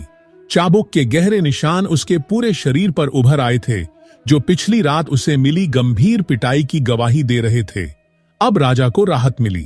वह रात में अपने शाही शयन कक्ष में आराम से विश्राम करता है और जब सुबह होती है तो वह ताजा कपड़े पहनता है और अपने भव्य दरबार में जाता है और सिंहासन पर बैठ जाता है। दूसरी ओर सूर्य की पहली किरणें पड़ते ही पहलवान जाग जाता है। वह जल्दी से उठता है और उस कमरे की ओर बढ़ता है जहां उसने चारों हूर बेला को बंद करके रखा था। जैसे ही दरवाजा खोला जाता है, उसकी आंखें आश्चर्य और चिंता से फैल जाती हैं। अंदर केवल 3 कैदी बचे थे, जबकि चौथा रहस्यमय तरीके से गायब हो गया था। अब पहलवान को गुस्सा आ गया। उसने हाथ में एक बड़ी तलवार उठाई। वह एक छड़ी लेकर अंदर घुसा और उन तीनों को बुरी तरह से पीटने लगा। गुस्से से दहाड़ते हुए उसने कहा, मुझे बताओ, चौथा कहां गया? जल्दी बताओ, नहीं तो मैं तुम तीनों की हड्डियां तोड़ दूंगा। सभी तीनों डर के मारे रोने लगे और कांपते हुए कहा, देखो भाइयों, हमें मत रो, हम तुम्हें सब कुछ सच सच बताएंगे। लेकिन पहलवान को जल्दी थी। वह दहाड़ते हुए बोला, नहीं, झूठ मत बोलो, मुझे तुरंत सच बताओ। अगर राजा मुझसे पूछता है कि चौथा कहां है और मैं जवाब देने में असमर्थ हूं, तो वह बिना देर किए हमें फांसी दे देगा। तब तीनों ने धीरे से कहा, देखो, जब राजा तुमसे पूछे कि चौथा कहां है तो डरो मत। उससे कहना कि हम सब कुछ जानते हैं और हम तुम्हें उजागर कर देंगे। यह सुनकर पहलवान के चेहरे पर राहत की झलक आई। वह अपने दिल में खुश हो गया कि अब उसे राजा के सवालों का सामना करने में कोई कठिनाई नहीं होगी। वह उन सभी तीनों को लेकर राजा के भव्य दरबार में पहुंचा।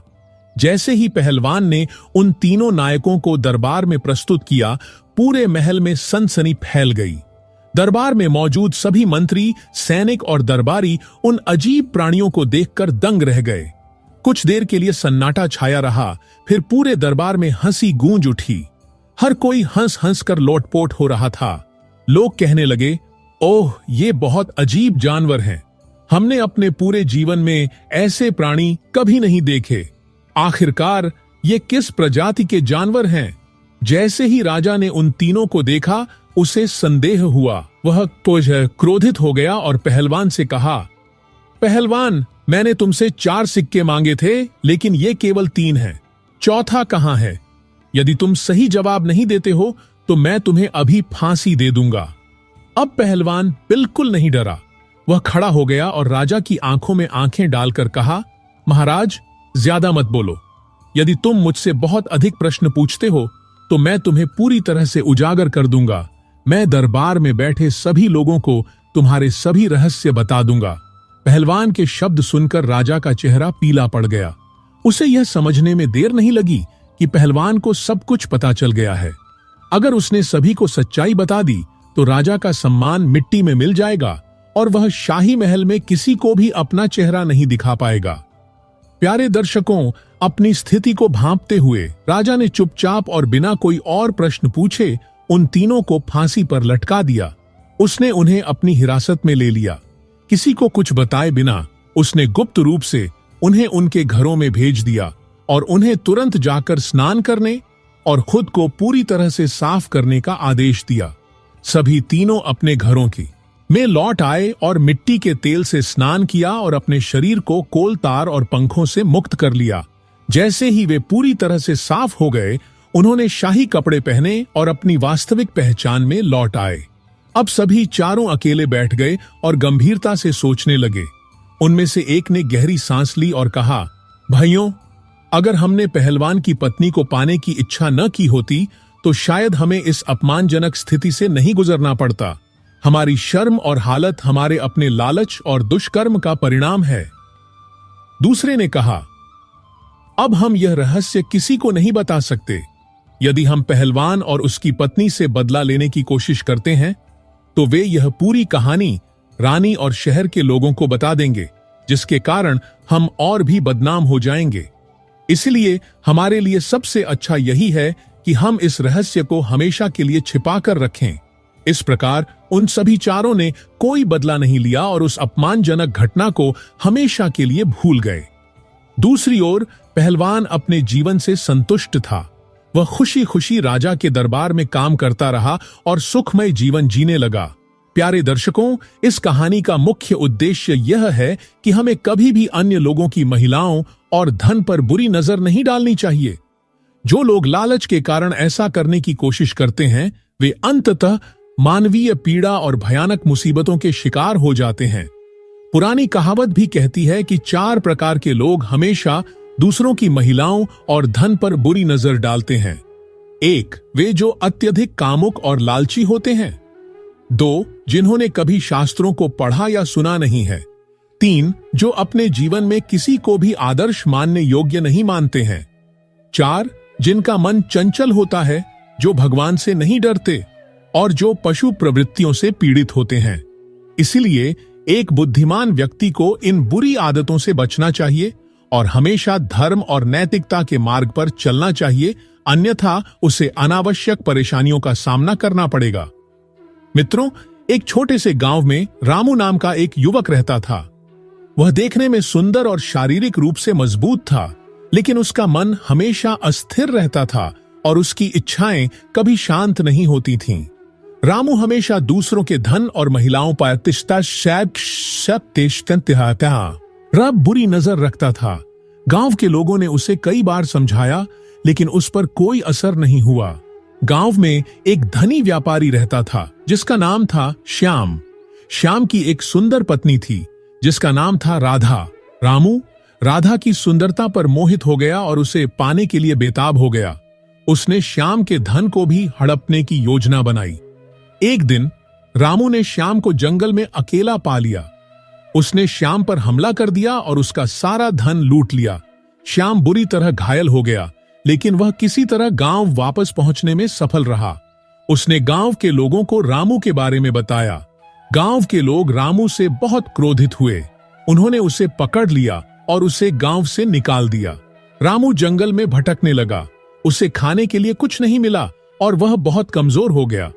एक दिन रामू को एक साधु मिला। साधु ने रामू को दया दिखाई और उसे अपने आश्रम में ले गया। साधु ने रामू को धर्म और नैतिकता का पाठ पढ़ाया। रामू को अपनी गलती का एहसास हुआ और उसने अपने पापों के लिए पश्चाताप किया। साधु ने रामू को एक नया जीवन शुरू करने में मदद की। रामू ने एक ईमानदार और मेहनती व्यक्ति बनने का फैसला किया। उसने गांव वापस जाने और अपने पापों के लिए माफी मांगने का फैसला किया। जब रामू गांव वापस गया तो गांव के लोगों ने उसे माफ कर दिया। रामू ने श्याम से भी माफी मांगी और उसे उसका धन वापस कर दिया। रामू ने गांव में एक नया जीवन शुरू किया और हमेशा धर्म और नैतिकता के मार्ग पर चला। इस कहानी से हमें यह सीख मिलती है कि हमें कभी भी दूसरों के धन और महिलाओं पर बुरी नजर नहीं डालनी चाहिए। जो लोग लालच के कारण ऐसा करने की कोशिश करते हैं वे अंततः मानवीय पीड़ा और भयानक मुसीबतों के शिकार हो जाते हैं। हमें हमेशा धर्म और नैतिकता के मार्ग पर चलना चाहिए, अन्यथा हमें अनावश्यक परेशानियों का सामना करना पड़ेगा। रामू का जीवन परिवर्तन वाकई प्रेरणादायक था।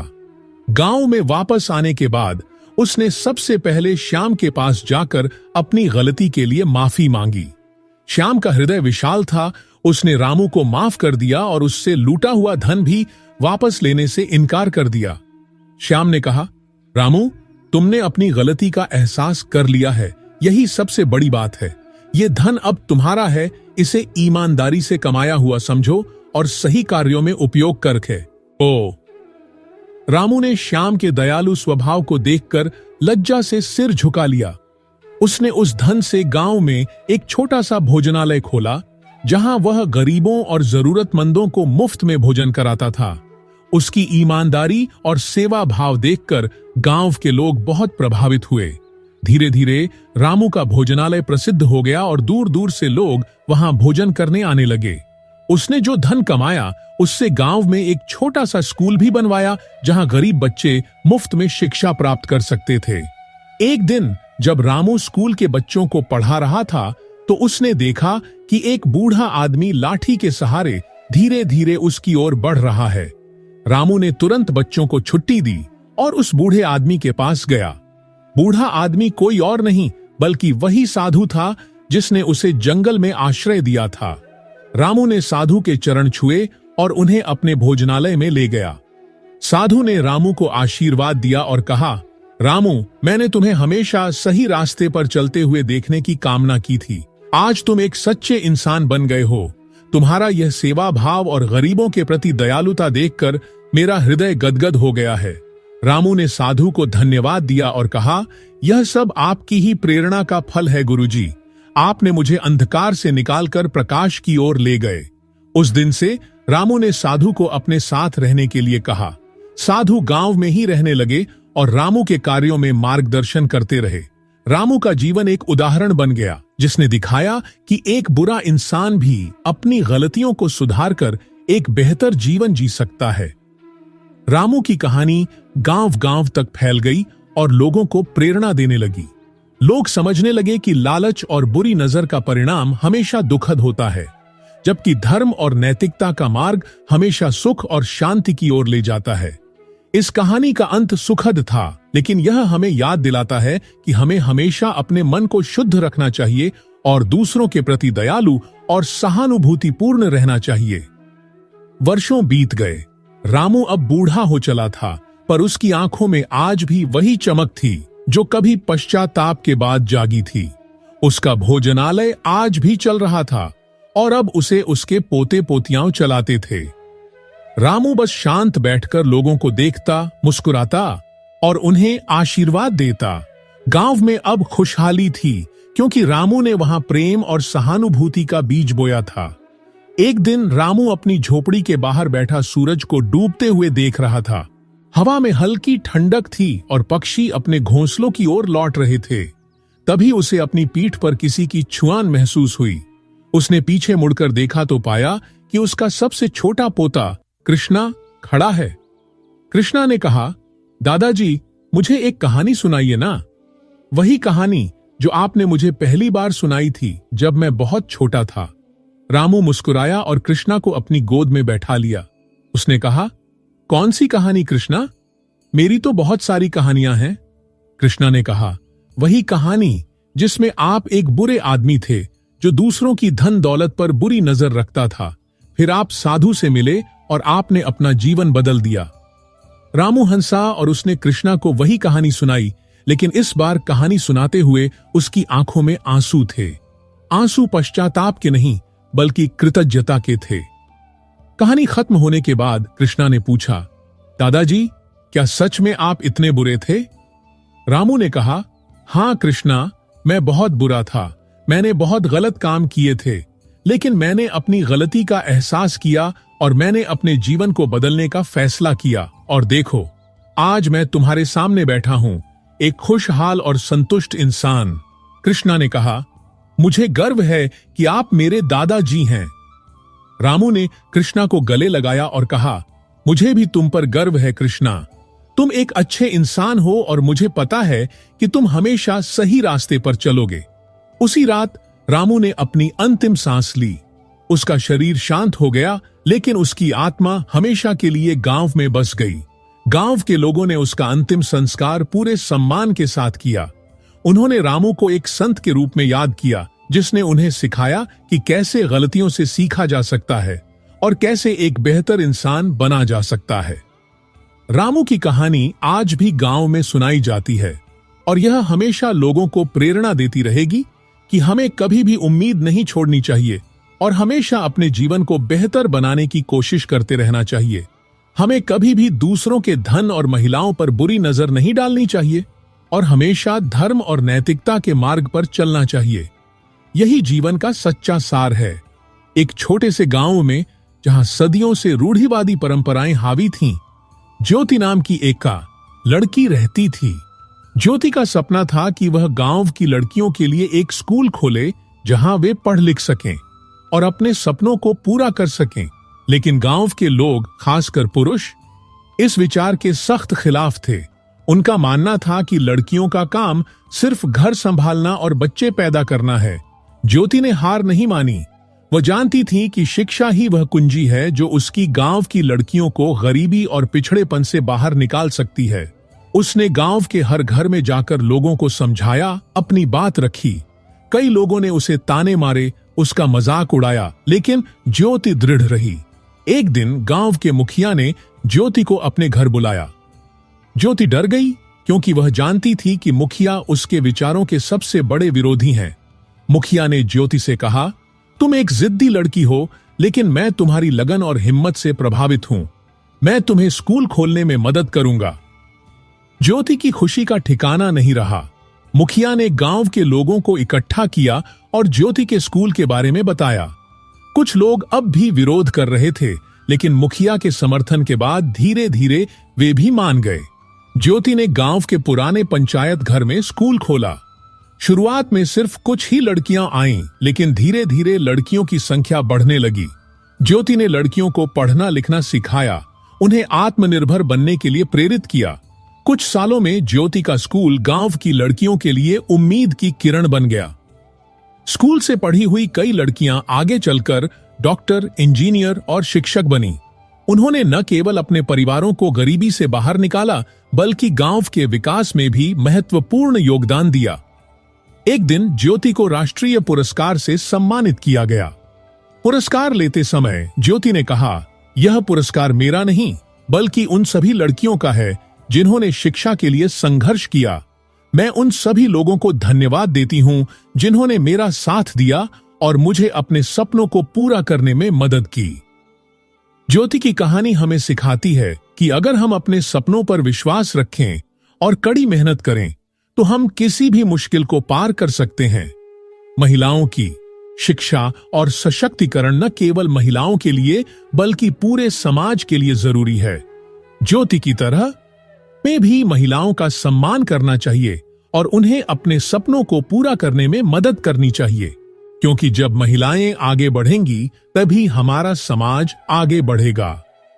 ज्योति की कहानी पूरे देश में फैल गई। उसकी लगन और साहस की चर्चा हर घर में होने लगी। कई लोग ज्योति को प्रेरणा का स्रोत मानने लगे। एक दिन एक बड़ी शिक्षा संस्था ने ज्योति को अपने साथ काम करने का प्रस्ताव दिया। उन्होंने ज्योति से कहा कि वे पूरे देश में लड़कियों के लिए स्कूल खोलना चाहते हैं और वे चाहते हैं कि ज्योति इस मिशन का नेतृत्व करे। ज्योति थोड़ी दुविधा में थी। वह अपने गांव को छोड़कर कहीं और नहीं जाना चाहती थी। वह उन लड़कियों को अकेला नहीं छोड़ना चाहती थी जिन्हें उसने इतने प्यार और मेहनत से पढ़ाया था। लेकिन फिर उसने सोचा कि अगर वह इस प्रस्ताव को स्वीकार करती है, तो वह और भी अधिक लड़कियों की जिंदगी बदल सकती है। ज्योति ने गांव के लोगों से सलाह ली। गांव के लोगों ने उसे समझाया कि उसे यह प्रस्ताव स्वीकार कर लेना चाहिए। उन्होंने कहा कि ज्योति को अपने सपनों को और बड़ा करना चाहिए और पूरे देश की लड़कियों के लिए काम करना चाहिए। ज्योति ने शिक्षा संस्था का प्रस्ताव स्वीकार कर लिया। उसने गांव में एक नई शिक्षिका को नियुक्त किया और उसे स्कूल की जिम्मेदारी सौंप दी। ज्योति ने पूरे देश में घूम घूम कर लड़कियों के लिए स्कूल खोले। उसने गरीब और पिछड़े इलाकों में शिक्षा की अलख जगाई। उसने लड़कियों को प्रेरित किया कि वे पढ़ें, लिखें और अपने सपनों को पूरा करें। कुछ सालों में ज्योति ने पूरे देश में हजारों स्कूल खोले। उसके स्कूलों से पढ़ी हुई लाखों लड़कियां आज सफल और आत्मनिर्भर हैं। ज्योति ने साबित कर दिया कि महिलाएं किसी भी क्षेत्र में पुरुषों से कम नहीं हैं। अगर उन्हें समान अवसर मिले, तो वे दुनिया को बदल सकती हैं। ज्योति आज भी शिक्षा के क्षेत्र में सक्रिय है। वह गरीब और पिछड़े बच्चों के लिए काम करती है और उन्हें बेहतर भविष्य बनाने में मदद करती है। ज्योति की कहानी एक प्रेरणादायक कहानी है। यह हमें सिखाती है कि हमें कभी भी हार नहीं माननी चाहिए और हमेशा अपने सपनों को पूरा करने के लिए प्रयास करते रहना चाहिए। हमें महिलाओं का सम्मान करना चाहिए और उन्हें अपने सपनों को पूरा करने में मदद करनी चाहिए, क्योंकि जब महिलाएं आगे बढ़ेंगी तभी हमारा समाज आगे बढ़ेगा। और आज भी ज्योति का नाम गर्व से लिया जाता है, एक ऐसी महिला के रूप में जिसने न केवल अपने सपनों को पूरा किया बल्कि लाखों लड़कियों के जीवन में उम्मीद की किरण जगाई। उसकी कहानी युगों युगों तक प्रेरणा देती रहेगी। ज्योति के अथक प्रयासों और शिक्षा के प्रति समर्पण को देखते हुए संयुक्त राष्ट्र ने उसे शिक्षा दूत के रूप में नियुक्त किया। अब ज्योति न केवल भारत में बल्कि पूरे विश्व में लड़कियों की शिक्षा के लिए काम करने लगी। उसने दुनिया के कई गरीब और पिछड़े देशों का दौरा किया जहां लड़कियों को शिक्षा प्राप्त करने का अवसर नहीं मिलता था। उसने वहां स्कूल खोले, शिक्षकों को प्रशिक्षित किया और लड़कियों को पढ़ने के लिए प्रेरित किया। ज्योति ने देखा कि कई देशों में लड़कियों को बाल विवाह, अस्वस्थता और यौन उत्पीड़न जैसी समस्याओं का सामना करना पड़ता है। उसने इन समस्याओं के खिलाफ भी आवाज उठाई और लड़कियों को अपने अधिकारों के बारे में जागरूक किया। उसने दुनिया भर के नेताओं और सरकारों से अपील की कि वे लड़कियों की शिक्षा और सुरक्षा के लिए अधिक प्रयास करें। उसके प्रयासों के परिणाम स्वरूप कई देशों में लड़कियों की शिक्षा के क्षेत्र में महत्वपूर्ण सुधार हुए। एक बार ज्योति एक ऐसे गांव में गई जहां लड़कियों को स्कूल जाने की अनुमति नहीं थी। गांव के लोग मानते थे कि लड़कियों को पर रहकर घरेलू काम करना चाहिए। ज्योति ने गांव के लोगों से बात की और उन्हें समझाया कि लड़कियों की शिक्षा कितनी महत्वपूर्ण है। उसने उन्हें बताया कि शिक्षित लड़कियां अवश्य से अपने परिवारों और समुदायों के लिए बेहतर भविष्य बना सकती हैं। गांव के लोगों पर ज्योति की बातों का गहरा असर हुआ। उन्होंने लड़कियों को स्कूल भेजने का फैसला किया। कुछ ही समय में गांव में एक नया स्कूल खुल गया और सभी लड़कियां खुशी खुशी पढ़ने जाने लगीं। ज्योति की कहानी से पता चलता है कि एक व्यक्ति भी दुनिया में बदलाव ला सकता है। अगर हम सभी मिलकर प्रयास करें तो हम लड़कियों के लिए एक बेहतर भविष्य बना सकते हैं। अपनी सारी व्यस्तताओं के बावजूद ज्योति कभी भी अपने गांव को नहीं भूली। वह हर साल अपने गांव जाती थी और वहां के लोगों से मिलती थी। वह गांव के स्कूल में बच्चों को पढ़ाती थी और उन्हें अपने सपनों को पूरा करने के लिए प्रेरित करती थी। ज्योति की कहानी एक ऐसी कहानी है जो हमें उम्मीद और प्रेरणा देती है। यह हमें सिखाती है कि हमें कभी भी हार नहीं माननी चाहिए और हमेशा अपने सपनों को पूरा करने के लिए प्रयास करते रहना चाहिए। और सबसे महत्वपूर्ण बात, हमें महिलाओं का सम्मान करना चाहिए और उन्हें अपने सपनों को पूरा करने में मदद करनी चाहिए, क्योंकि जब महिलाएं आगे बढ़ेंगी तभी हमारा समाज आगे बढ़ेगा और तभी दुनिया एक बेहतर जगह बनेगी। ज्योति की मशाल आज भी जल रही है और उसकी रोशनी दुनिया भर की लड़कियों को प्रेरित कर रही है। तो प्यारे दर्शकों, हमारी आज की कहानी यहीं समाप्त होती है। हमें उम्मीद है कि आपको हमारा आज का वीडियो पसंद आया होगा और आपको इससे बहुत प्रेरणा मिलेगी। मिलते हैं अगली वीडियो में। धन्यवाद।